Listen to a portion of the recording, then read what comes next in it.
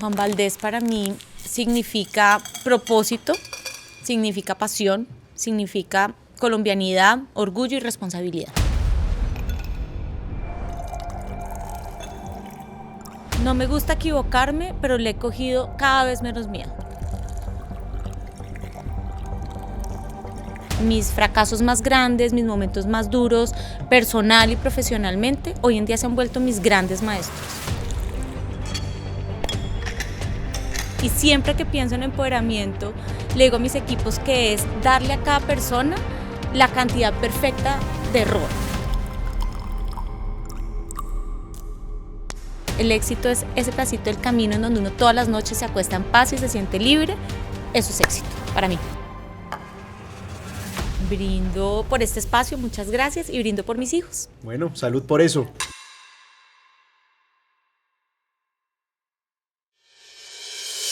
Bienvenidos a este espacio, Celebremos por eso, un podcast de diario donde conversamos con grandes líderes que nos cuentan sus historias, por supuesto siempre acompañados de un buen trago. Nuestra invitada de hoy se gastó su primer sueldo pagando la cuota del ICETEX. Su primer carro fue una camioneta GMC del año 1994. Mide un poquito más de 1,5 metros y hoy su nombre está relacionado con el mejor café del mundo. Camila Escobar, presidenta de Juan Valdez, muchas gracias por acompañarnos. Hola Lucas, gracias por esta invitación. Qué delicia estar acá. No, muchas gracias y además en este espacio tan espectacular, con un buen trago, eso sí, consumo responsable, pero siempre con un buen trago, ¿no? Siempre. Bueno, ya vamos a hablar de sus conquistas, sus victorias, sus momentos lindos, que son sin duda muchos, pero empecemos un poquito por el otro lado. ¿Cuál ha sido la peor embarrada que usted ha cometido en su vida?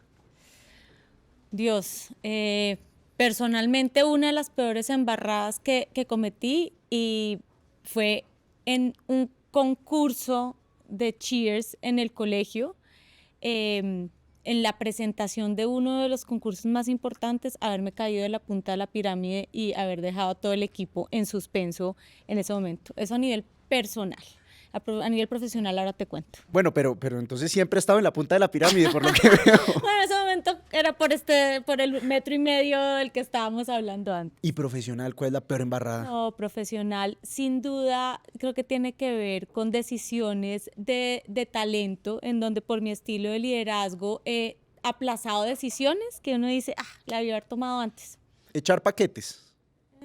Digamos, algo por el estilo, acompañar a la gente a tomar un camino distinto. ¿Y le tiene miedo a eso, embarrarla? No me gusta equivocarme, pero le he cogido cada vez menos miedo, porque sí, he aprendido a entender que los fracasos son un éxito desde otro punto de vista y agradecer por ellos también. Pero uno, ¿cómo balancea eso, sobre todo siendo jefe, y siendo jefe de mejor dicho, de un monstruo como lo es Juan Valdez? ¿Uno cómo hace para balancear, tener el riesgo suficiente para no quedarse paralizado a la hora de tomar decisiones, pero también tenerle respetico para no morir en el intento? Creo que aprender a equivocarse viene con vulnerabilidad. Entonces, la vulnerabilidad hace que te puedas equivocar y que no te sientas juzgado por eso y al contrario puedas avanzar y volverte mejor. Eso, digamos, desde el punto de vista de poder abrazar el error de alguna forma, pero como digamos, hacer una cultura de equivocación, creo que viene desde el empoderamiento. Y siempre que pienso en empoderamiento, le digo a mis equipos que es darle a cada persona la cantidad perfecta de error. Entonces, yo estoy dispuesta a que nos equivoquemos aquí hasta este nivel y eso hace que podamos asumir ese riesgo. Cuando esos riesgos son más grandes que las responsabilidades de las personas, ahí estamos cayendo en un error de equivocación. Pero cuando usted está sentada en su oficina, que además debe ser bien, ¿cómo es la oficina del presidente de Divina, todo el mundo entra a mi oficina y me dice que es esta oficina tan divina. Primero, es grande, tiene 2 murales gigantes, uno de un caficultor y uno de un jipao en el eje cafetero. Tiene un sofá parecido a estos, y una mesa de juntas que siempre está llena. Y baño propio. Yo cuando sea Ya, jefe. baño propio. Sí, yo Sí, cuando sea baño jefe propio. quiero baño propio. Eso sí es Tiene como lo baño mínimo, propio, ¿no? Es gigante. Siempre hacemos chistes alrededor de ese baño porque algún día vamos a modificarlo. Pero a la hora, digamos, de tomar la decisión de contratar a una persona, estamos en su oficina y usted va a contratar a un vicepresidente. ¿Usted prefiere que el vicepresidente sea tipo que toma riesgos, tipo audaz, o prefiere al que es más tranquilo, al que es más aplomado, al que se demora de pronto un poquito más en tomar las decisiones, pero que va por el camino seguro? Tengo todo en mi equipo. Tengo personas que me toca atajar y tengo personas que me toca arriar. ¿Pero qué prefiere? Pero ¿Arriar o atajar? prefiero atajar siempre y a mis hijos también, pero ¿sabes qué prefiero? Buenas personas. Los currículums hablan un montón, la gente tiene un montón de experiencia y abordo esas preguntas, pero al final siempre me quedo con el candidato con el que me siento más tranquila como persona. ¿Y uno cómo hace en esta conversación, por ejemplo? ¿Cómo hace usted pasar si yo soy buena persona o mala persona? No sé, uno sabe en los primeros 5 segundos y ni siquiera lo sabe uno desde acá, lo sabe como desde el corazón. Ya me dio susto, ¿no? Me caíste bien, me caíste bien. Hablamos al final a ver cuál fue el juicio. Pero bueno, ya hablando, digamos, de las embarradas, devolvámonos a tiempo de colegio, de universidad. ¿Usted cómo era? ¿Era rumbera? ¿Era de biblioteca? ¿Cómo era? No, yo fui muy juiciosa en el colegio, en realidad, yo creo que hasta un poquito aburrida. Eh, Me fascinó bailar toda la vida, entonces era muy sociable, siempre he sido muy sociable, me encanta la gente, mi pasión es la gente y creo que desde esa época tenía eso, pero fui juiciosa, entonces no tengo grandes anécdotas, digamos, de mucha necedad. Necedad, sí tenía una cosa y que todavía tengo, y es que hablaba un montón. Entonces siempre fui la de Camila, cállate, me separaban de todo el mundo para que no distrajera a los demás. Esa era yo un poco, ya en la universidad mucho más rumbera y balanceando. Siempre he sido como de work hard, play hard, o sea, y tengo algo y es que aprendo rápido, entonces no me ha tocado estudiar tanto. No he sido la estudiosa de biblioteca, no. ¿Y se acuerda cuál fue el primer rumbearo que fue? Sí, seguro fue Andrés o Masai, seguro. Uy, más ahí. Mucho menor de edad por allá, ¿no? ¿Es cierto? Alguito, A ver. alguito menor de edad. ¿Y se acuerda qué fue lo primero que se tomó? ¿El primer trago que se tomó? Me acuerdo perfecto, un tequila no tan bueno como los que nos sirven acá. Que Me de tequila acuerdo. solo tenía el nombre. El tequila solo tenía el nombre. Sí, o sea, agave, así que uno diga No, puro, puro, 100% no. agave, Pues no. ¿cómo? ¿Y tiene alguna anécdota de esos primeros años en los que uno se tomaba un trago y la embarraba y decía lo que no tocaba o cometía alguna locura? La verdad, siempre he sido una tomadora responsable. Claro, he tenido momentos de un poquito más de desorden, pero he sido una tomadora responsable. Eh, y es un poco lo que hoy en día con hijos adolescentes ¿De cuántos años? tiene 15, 13 y 10, entonces las conversaciones de trago empiezan a surgir más con el de 15, que afortunadamente es juicioso, pero existe y obviamente existe esa conversación. Y le digo, el día que tomes, tiene que ser un consumo muy responsable. Como me decía mi papá, usted tome lo que quiera, pero cuidado con la cantidad. Sí, no ha llegado ahí porque tiene 15. Bueno, Todavía no sí, hay sí, sí, permiso no hay, de tome lo sí, que no quiera. hay consumo responsable a partir de los 18. Pero mis hijos, por ejemplo, sí dicen, mamá, ni a ti ni a mi papá los hemos visto borrachos nunca. Y yo creo que eso es un buen ejemplo de cara al consumo de alcohol. Bueno, ahora vámonos un poquito más adelante. Harvard, ¿no? Harvard. Uno todavía sigue con la cachucha, la camiseta. Brandeada. Sí, claro, uno se graduó de Harvard y tiene que el mundo Brandeada. enterarse que uno se graduó de Harvard. No, mentiras, no, abiertamente no, pero sí tengo productos. La cachucha, la S, el termito, sí. ¿Y se acuerda el momento en que le llegó la carta y le dijeron, oiga, se va para la mejor universidad del mundo? Me acuerdo perfecto, estaba trabajando en ese momento en consultoría y aplicar a un MBA pues era algo muy importante pues, en mi carrera y a nivel personal también, porque tenía un proyecto personal que era pues irme de la mano con mi novio en ese momento, quien después fue mi esposo, y me acuerdo de esa carta con mucho orgullo y me acuerdo decirle a mis papás, me voy para Harvard, con préstamo, beca, o sea, mis papás en ese momento no, digamos, no tenían que poner ni un peso, con un orgullo enorme. Y ahora que usted está liderando una empresa de ese tamaño, ¿a usted eso le importa? Digamos, usted cuando mira la hoja de vida de una persona dice, miércoles se graduó de Harvard. Creo que es una gran credencial, una credencial muy linda y que en la hoja de vida de los demás, pero en mi vida en particular,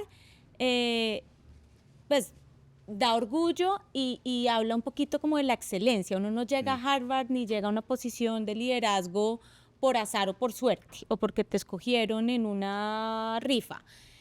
Entonces, de alguna manera es una credencial que sobre todo lo que yo valoro es el esfuerzo de haber llegado allá o la rigurosidad de estar ahí, mucho más que el título, mucho más que el cargo, porque yo sí creo personalmente que los roles cambian en la vida. Y yo soy Camila, yo no soy la presidenta de nada, ni soy, esto va a pasar, ¿sabes? Esto va a pasar, y asimismo el título, pues chévere, pero en algún momento, pues haber estado graduada de Harvard no va a tener ninguna relevancia en mi vida. Pero digamos, uno ve a los grandes emprendedores de nuestra era, los Mark Zuckerbergs, y muchos de ellos tienen historias de no quise universidad, o los echaron, o se salieron. Exacto. Pero uno también ve a los grandes ejecutivos y pasaron por las grandes universidades del mundo. ¿Será que la educación universitaria está sobrevalorada? Esa es una gran discusión y yo soy miembro del consejo directivo de una universidad en Colombia y yo creo que la educación está llamada a reinventarse, sin duda. Y lo digo desde el punto de vista académico, pero también lo digo como líder de una organización en la que sí nos toca empezar a pensar si la descripción de cargo de graduado en tal carrera, tantos años de experiencia, etcétera, etcétera, sigue siendo el único corte. Yo creo en la academia, creo en la formación profesional, creo en las maestrías, como decía anteriormente, creo que hay credenciales que son importantes en la vida porque muestran el esfuerzo y la dedicación y la pilera que hay detrás de eso. Sin embargo, creo que existe pilera, rigurosidad, dedicación fuera de la academia también. Y eso tenemos que aprender a valorarlo. Y los jóvenes hoy en día, yo hace poco me senté con unos papás me llamaron, por favor, siéntate con mi hijo, se quiere salir de la universidad, está estudiando matemática pura y se quiere salir de la universidad, pilísimo, se sienta en mi oficina y empiezo yo con mi discurso de la academia y de pronto me dice, pero es que aprendo mucho más por fuera, lo que yo quiero hacer tiene cursos validados, certificados, en los que yo recurrentemente me estoy educando en esto y la verdad no tuve mucho que decir, más allá de esta también es una forma muy importante de educarse, de capacitarse y de generar valor a la sociedad. Entonces yo creo que tiene que haber una reinvención de la academia y de la forma en la que valoramos la educación hoy en día. Bueno, vámonos a otro eje o a otro pilar de su vida que es el café. ¿Usted cuál es su primer recuerdo del café? ¿Haberlo olido, haberlo tomado? ¿Cuál es el primer recuerdo? Mi recuerdo más claro del café es mi mamá por la mañana, 4 hijos, vida 1000, sentarse con su café que olía toda la casa, en un momento que uno decía, no le podemos ni hablar, porque es como su momento del día. Ese es mi primer recuerdo del café. Yo no vengo de una familia cafetera, pero yo siempre digo que todos los colombianos somos cafeteros por alguna razón como esta que estoy narrando yo. Y a la hora de tomar café, ¿usted cómo es? ¿Insoportable? Me encanta el café. ¿O se toma el café que le pongan enfrente? No, me encanta el café. Tomo varios cafés durante el día. No soy una experta en café, no soy una gran barista en café, pero sí soy necia.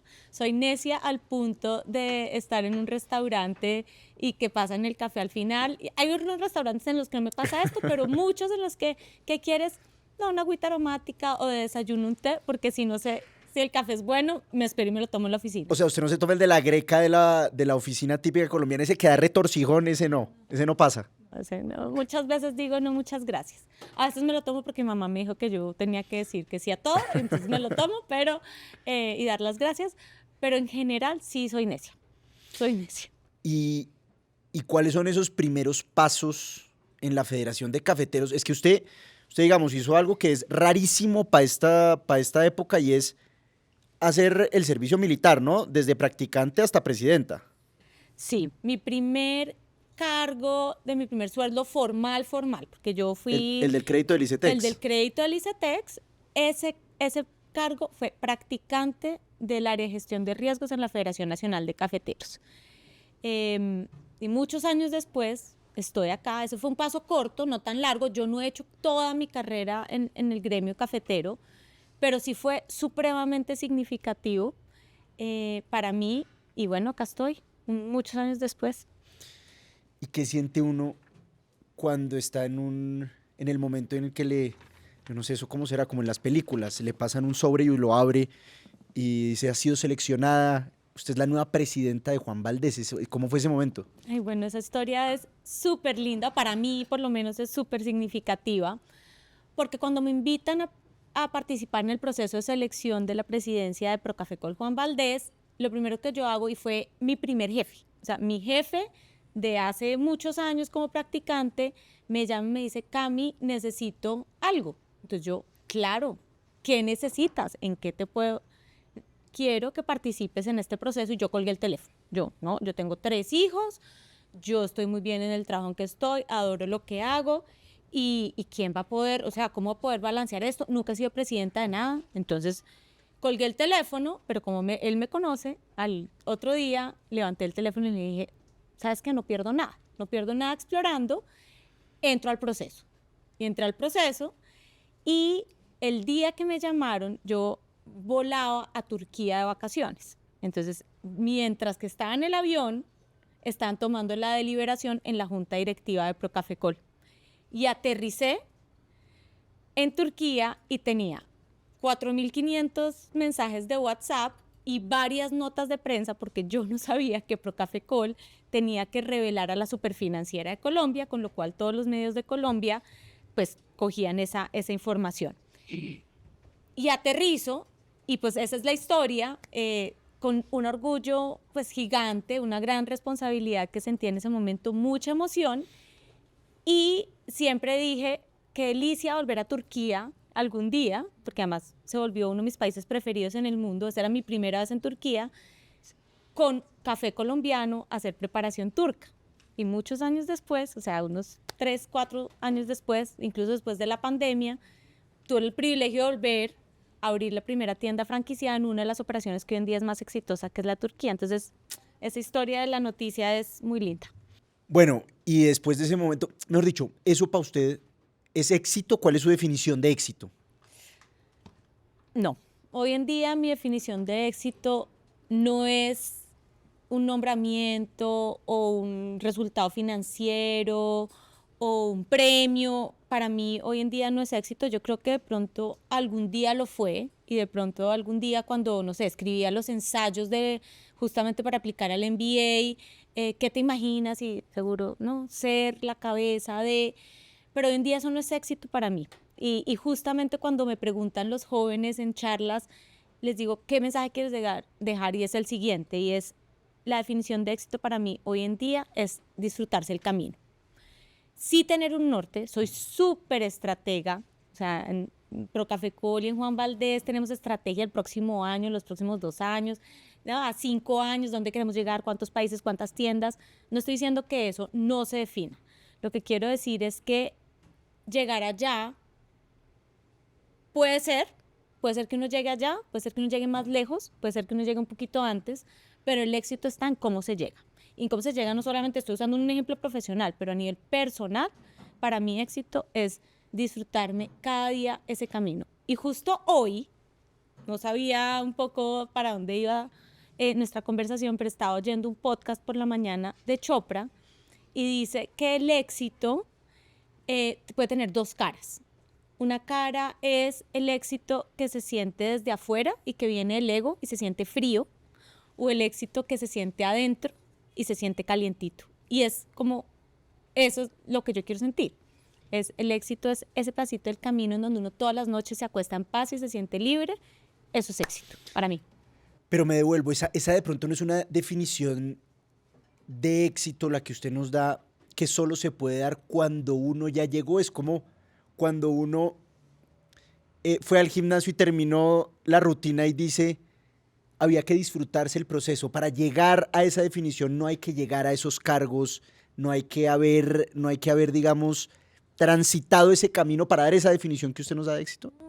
Yo creo que no, y genuinamente creo que no, porque vayamos a lo material, el primer carro. Entonces, éxito es ¿qué? Tener el siguiente, y cuando es el siguiente, el otro modelo. Entonces, yo creo que si uno piensa en solamente puedo tener éxito cuando ya me compré el carro, cuando ya llegué al cargo, pues entonces siempre está algo más. Entonces yo podría estar acá, ¿qué es éxito? No, ser presidente de una compañía más grande, ganarme el doble.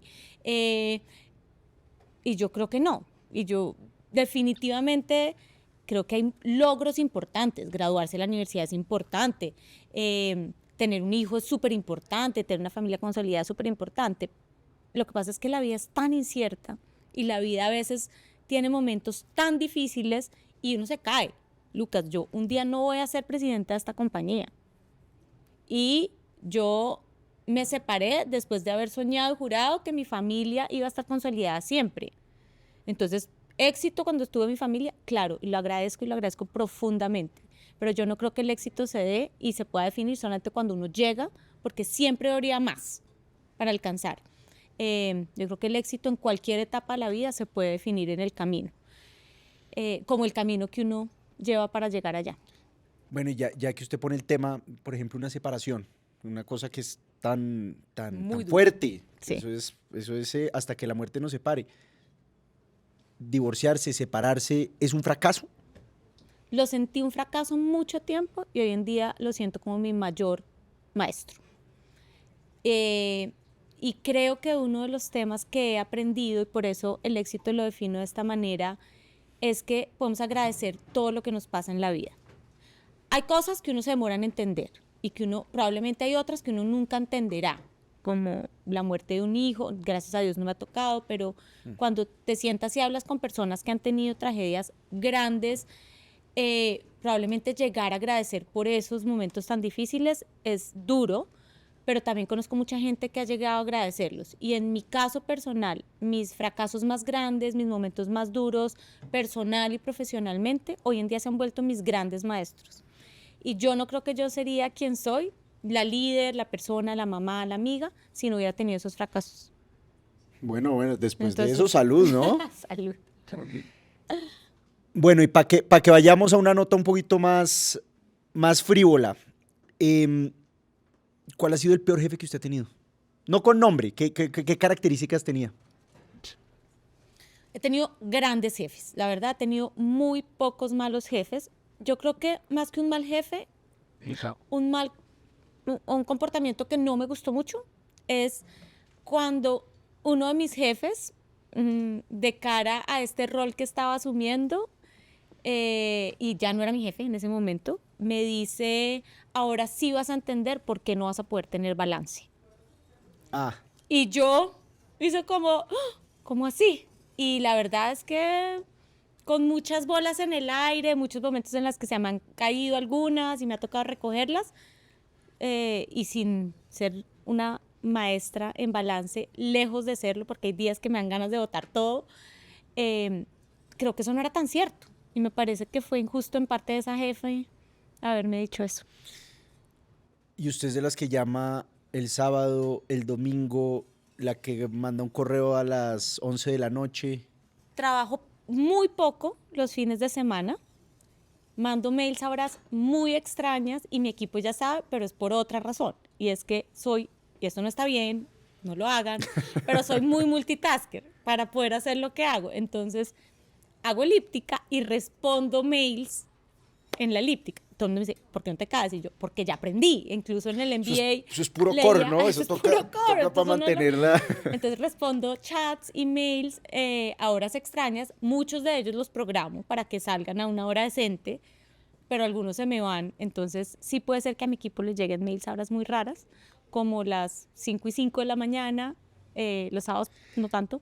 Pero no es porque digamos, poniéndose a trabajar, sino porque es la hora en la que yo respondo eso. Pero me parece más raro uno estar montado en una elíptica a las 5 de la mañana. Eso sí me parece un Es que si no lo hago a esa hora, delito no de lesa llego. humanidad.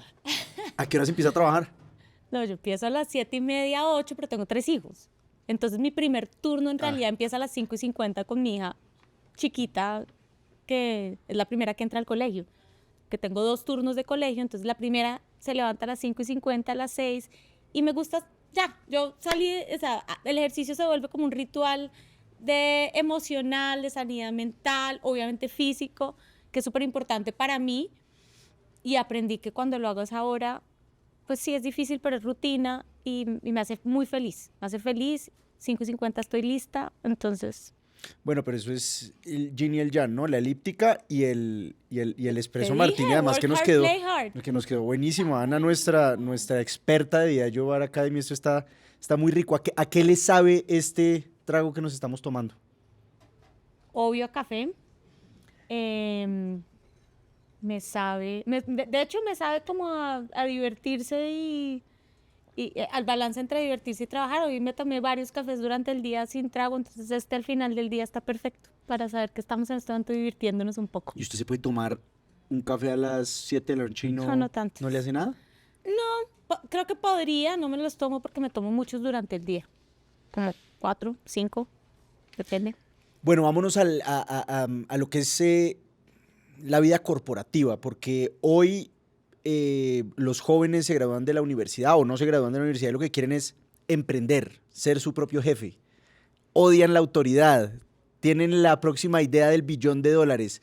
Está en crisis el mundo corporativo en el que usted creció. Usted viene de consultora, de ser practicante en la Federación de Cafeteros, hasta presidenta de Procafecol, de Juan Valdés.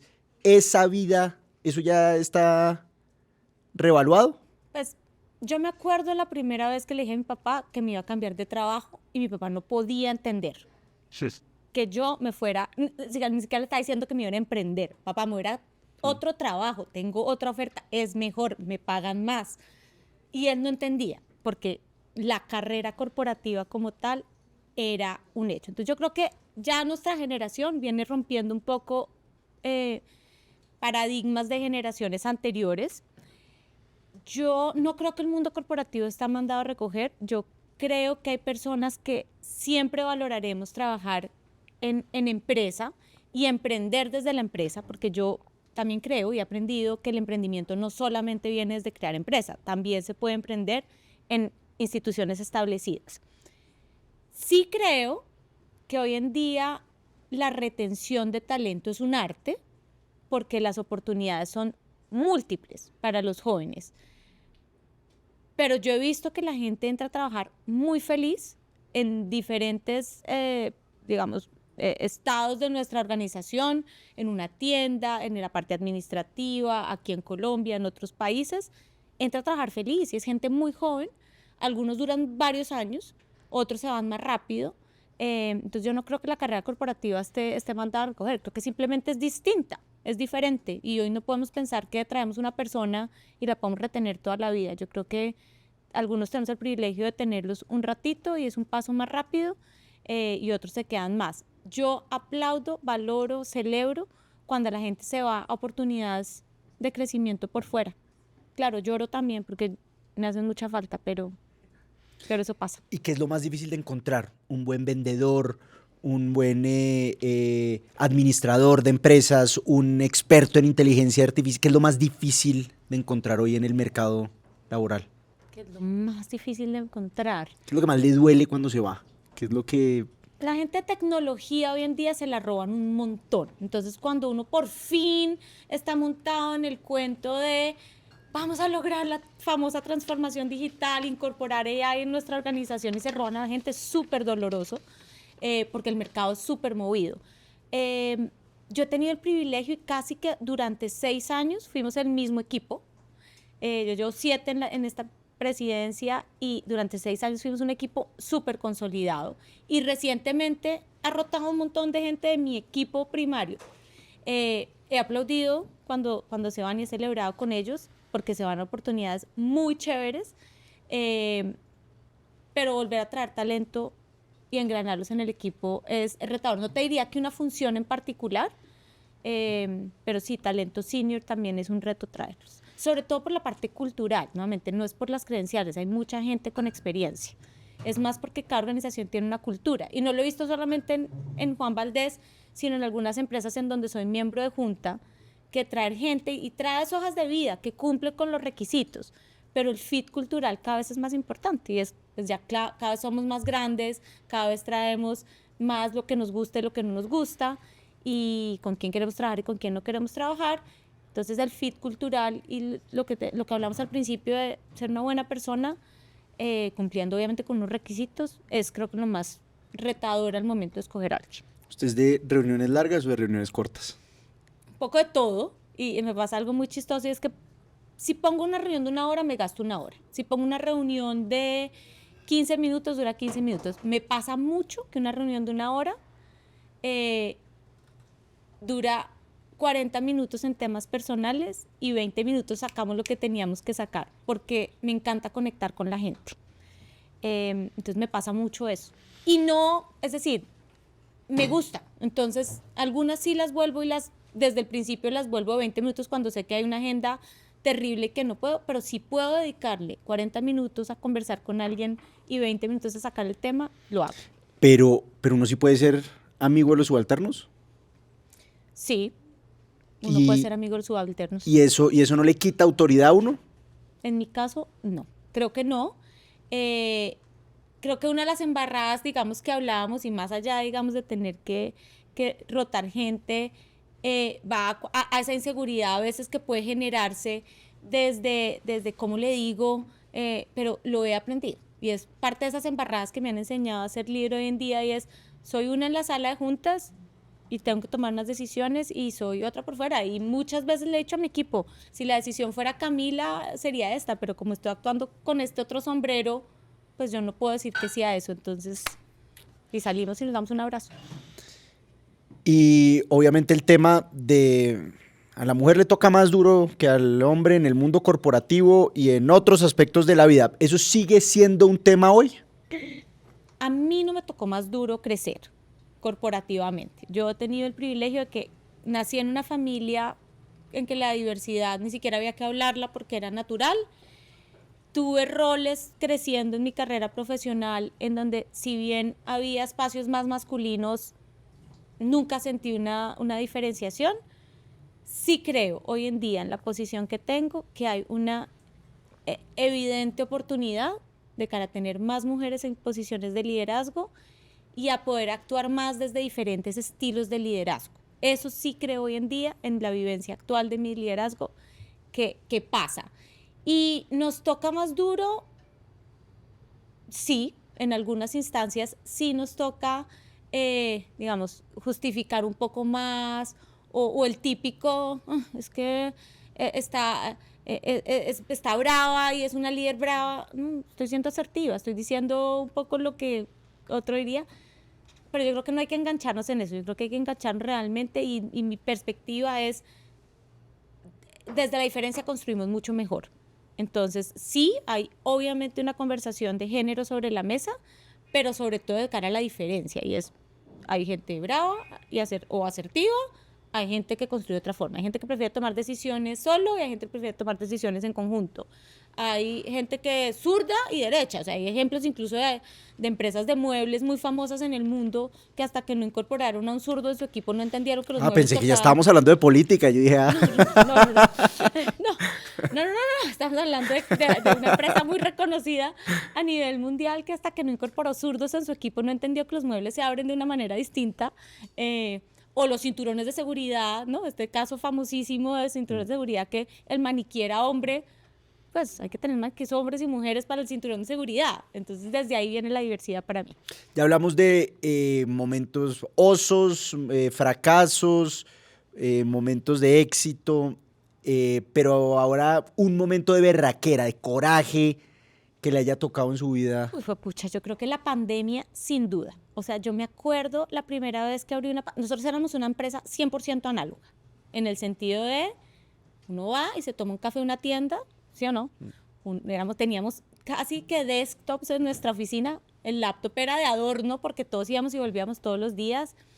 Una empresa en la que realmente las cosas pasaban de manera física. Me acuerdo un viernes y a raíz de un mail del colegio de mis hijos, porque uno ni siquiera en ese momento, si se acuerdan, ni siquiera le creía mucho a las noticias. Era como, uy, sí, viene en China, va por España, ya viene más cerquita, pero pues la pandemia era como todavía muy lejana. Y cuando mandan el mail del colegio de mis hijos de el lunes no vienen, yo dije, pucha, ¿y yo qué voy a hacer con todo este equipo?